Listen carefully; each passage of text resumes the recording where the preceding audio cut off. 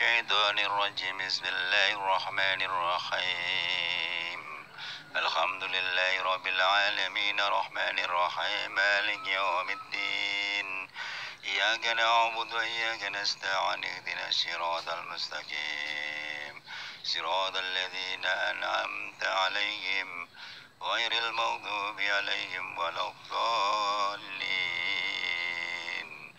Subhanallah walhamdulillah wa la ilaha illallah wallahu akbar. A'udzubillahi minasyaitonir rajim. Bismillahirrahmanirrahim. Assalamualaikum warahmatullahi wabarakatuh. Salam jumpa kembali untuk sahabat YouTuber serta sahabat media serta para pemirsa yang selalu aktif mengikuti konten-konten Ayah Sadam. Di sini Ayah Sadam akan mengupas adanya batu yang ada di dalam kelapa.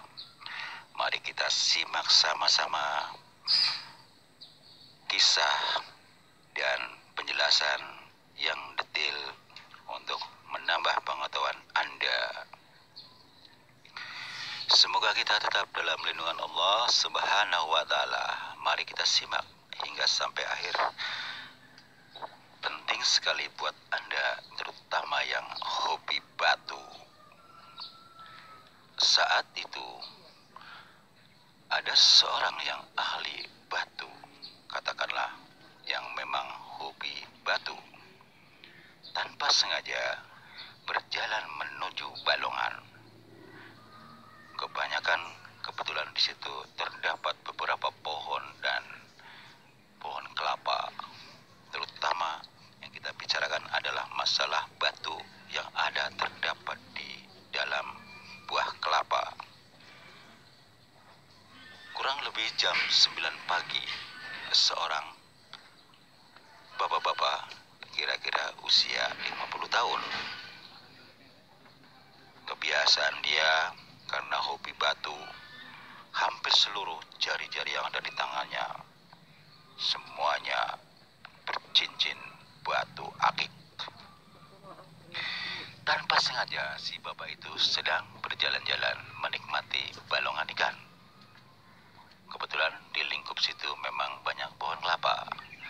Tiba-tiba pada saat dia lagi menikmati melihat balongan ikan-ikan yang sedang berenang di sana kemari, tiba-tiba muncul buah kelapa dari dalam air. Boom!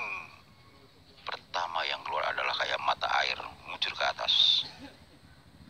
Tiba-tiba buah kelapa muncul, dia keluar cahaya. Seorang bapak-bapak tersebut, katakanlah yang memang hobi batu, dia merasa penasaran. Dilihatnya secara saksama, dia bergumam, ada apakah ini? Awalnya air muncul seperti air mancur. Tiba-tiba muncullah sebuah, yaitu buah kelapa yang bercahaya. Kebetulan saat itu adalah kelapa hijau yang ukuran besar. Pada saat dia udah mendekati kurang lebih 2 meter, dengan polosnya si bapak itu bertanya, "Assalamualaikum warahmatullahi wabarakatuh. Hai kelapa, saya melihat kamu wujud kelapa. Siapa Anda sebenarnya?" kata si bapak itu. Tiba-tiba si kelapa itu seperti bola yang sedang dimainkan, berlompat di atas air di mana air itu balongan berada. Dia berlompat ke sana kemari siksak.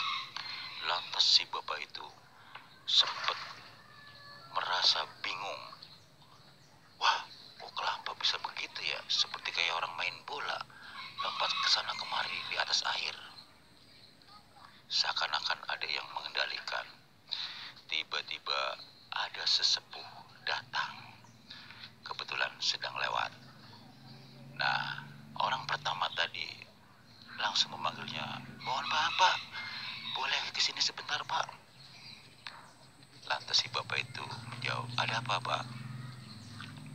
"Coba perhatikan, itu kelapa lompat-lompat di atas air." Lantas si bapak tidak panjang lebar untuk banyak bertanya atau ngobrol. Dia langsung berdiri tegak.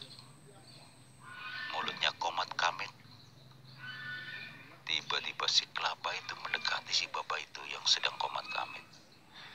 Orang pertama bingung melihatnya keadaan si bapak. Wah, kok kelapa bisa mendekati si bapak ini? Kata orang pertama. Tiba-tiba kelapa itu langsung diangkat dengan gerakan tangan si bapak sesepuh tadi yang baru sampai. Lantas ditanyalah oleh si bapak sesepuh tadi. Assalamualaikum warahmatullahi wabarakatuh. Kelapa, kalau memang kamu ada yang mengendalikan, siapa yang mengendalikan? Wujudkan diri kamu. Tak lama kemudian, si kelapa itu tetap ada di tangan si bapak sesepuh tadi. Tapi gak lama kemudian, beberapa meter dari orang tersebut, muncullah wujud makhluk yang seram, tinggi, hitam, gede. Dia mengatakan, "Saya hadir. Ada apa?" Kata si makhluk itu mengatakan demikian. Dengan tenangnya si sesepuh mengatakan, "Saya sudah memegang kelapa ini. Saya berkomunikasi dengan penunggu kelapa yang saya pegang ini. Apakah Anda ada hubungannya dengan kelapa ini?" Lantas si makhluk itu menjawab dengan lugas, "Betul. Kelapa itu adalah sebagaimana rumah saya, tempat bernaung." Lantas si sesepuh mengatakan, "Bagaimana ceritanya? Kelapa itu kan muncul dari balongan. Tiba-tiba ada mata air, dia muncul." Lantas dilanjutkan oleh makhluk gaib yang baru saja nongol. "Saya sedang bermain-main di sini, wujud kelapa. Karena Anda memanggilnya, saya keluar dari kelapa itu. Sementara kelapa itu sudah tidak ada apa-apanya karena saya ada di luar." "Lantas apa tujuan Anda?" kata si sesepuh. "Saya kalau sudah masuk di dalam kelapa itu akan berwujud batu putih seperti wujud kelapa." Lantas orang yang pertama yang memang hobi batu, dia nyambung pembicaraan. Makhluk asing, saya kurang jelas. Maksudnya batu kelapa gimana?" "Ya, saya lihat Anda banyak batu yang ada di jari-jarinya. Berarti Anda hobi batu. Kalau saya masuk di dalam buah kelapa itu, berwujudlah batu kelapa. Apakah Anda pernah mengetahui atau mendengar dengan adanya batu kelapa?" Lantas orang yang pertama yang pernah menyaksikan kelapa tersebut mengatakan, "Ya, saya hobi batu. Tentu saja saya tahu. Tapi saya nggak tahu asal usulnya." Lantas si makhluk raksasa tadi mengatakan, "Sebetulnya batu kelapa ada. Tapi kalau batu kelapa yang dijual di pasaran itu palsu." Kata si makhluk raksasa tadi mengatakan demikian. Lantas si bapak yang pertama kali menyaksikan mengatakan, "Tolong jelaskan, maksudnya palsu dan asli gimana?" "Banyak manusia tergila-gila dengan batu akik yang berbau kodam. Kalau Anda memiliki batu adalah batu kelapa berkodam, adalah saya penunggunya." Kata si makhluk raksasa tadi mengatakan demikian. Lantas dilanjutkan lagi kepada orang pertama tadi yang gila batu. "Lantas bagaimana saya mendapatkan batu itu?"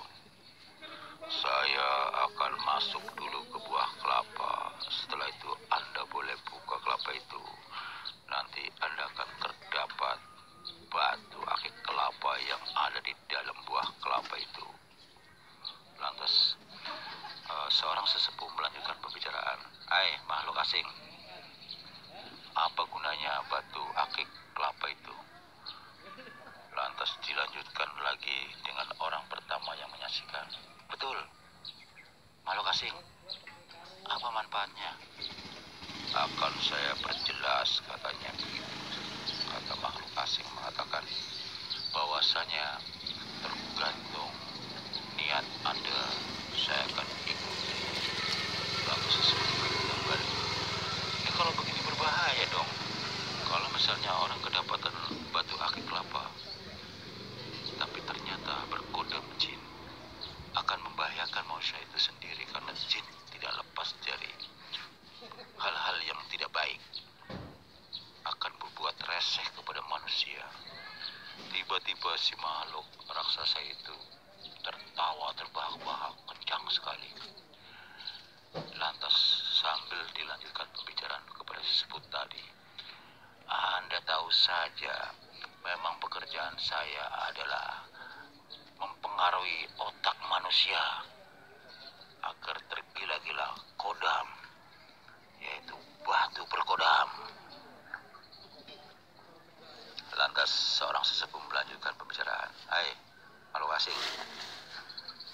Mohon maaf nih, kami berdua kebetulan satu akidah, yaitu agama kami adalah hanya satu kepada Allah Subhanahu wa Ta'ala, bukan kepada bangsa jin. Kalau seandainya ada manusia sekalipun tidak hobi batu, namun dia memiliki kodam seperti Anda, sama saja kita bersekutu. Setahu saya, kodam itu kan terbagi dua, kodam darokah dan kodam jin. Kodam jin dibagi dua, kodam jin dan setan. Setan tidak bisa terlihat, hanya getaran dan keluar asap. Tapi kalau jin bisa berwujud siapa saja. Makanya kalau orang kesurupan masuk di dalam raganya, disitulah terlihat melalui manusia yang terkena kesurupan. Wajahnya, pandangan matanya, gerakan tubuhnya, ucapannya akan berbeda seperti apa yang masuk di dalam raganya. Kalau setan, kerjanya hanya menghasut hati seseorang untuk berbuat jahat. Lagi-lagi setelah sesepuh menjelaskan, si makhluk gaib itu tertawa terbahak-bahak. Anda ternyata cerdik juga, orang tua, kata si makhluk asing itu mengatakan demikian. Saya memang pekerjaannya seperti itu. Bangsa jin suka mempengaruhi manusia agar berbuat jahat dan jahat. Lantas sesepuh langsung menjawab, nauzubillah min dalik.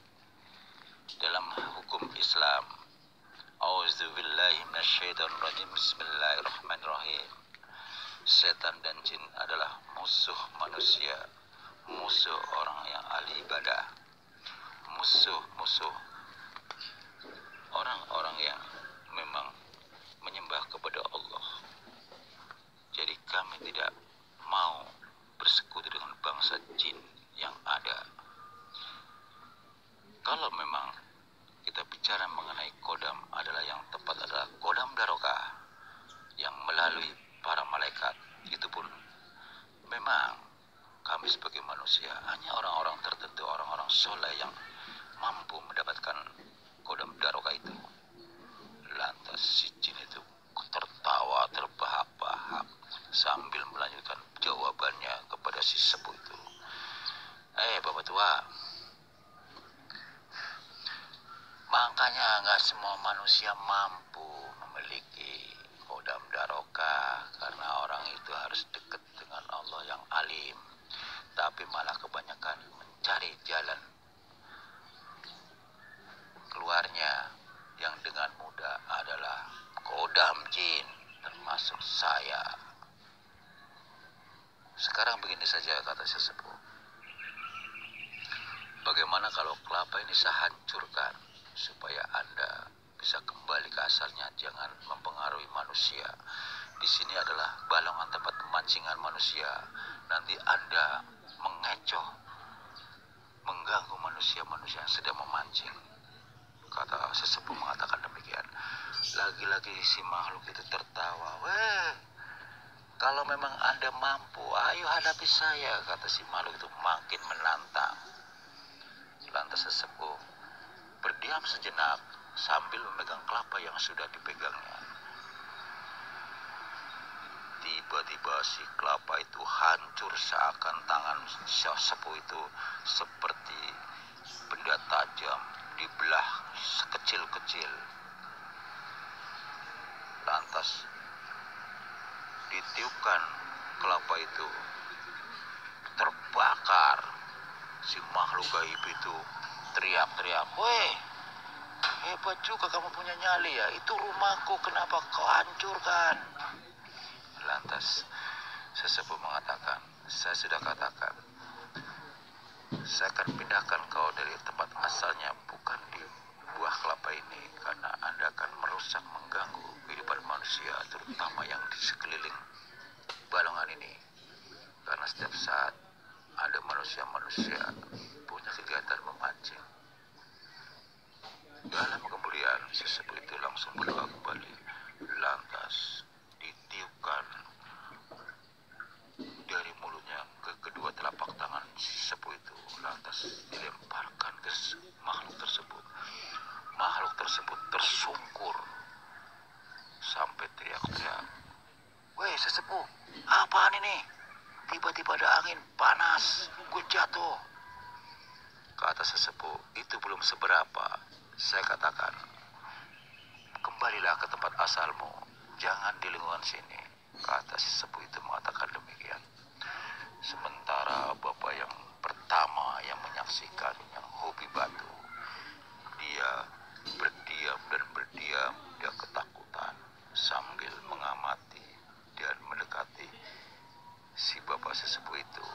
Benar-benar dia ketakutan.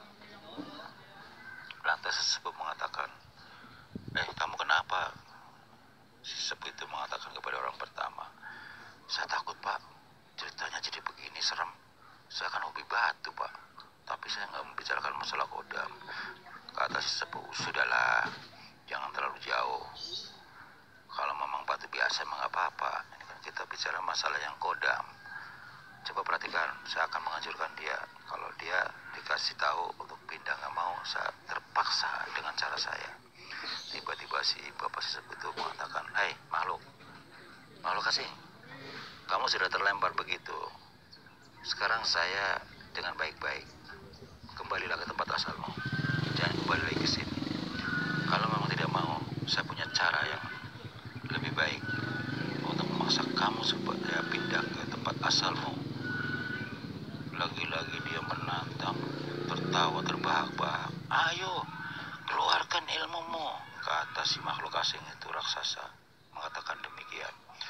Tiba-tiba angin kencang sekali, tapi dirasakan panas banget, seperti panasnya api. Lenyaplah sudah dia terbakar. Demikianlah saudara, sekilas keterangan tentang batu akik dari buah kelapa.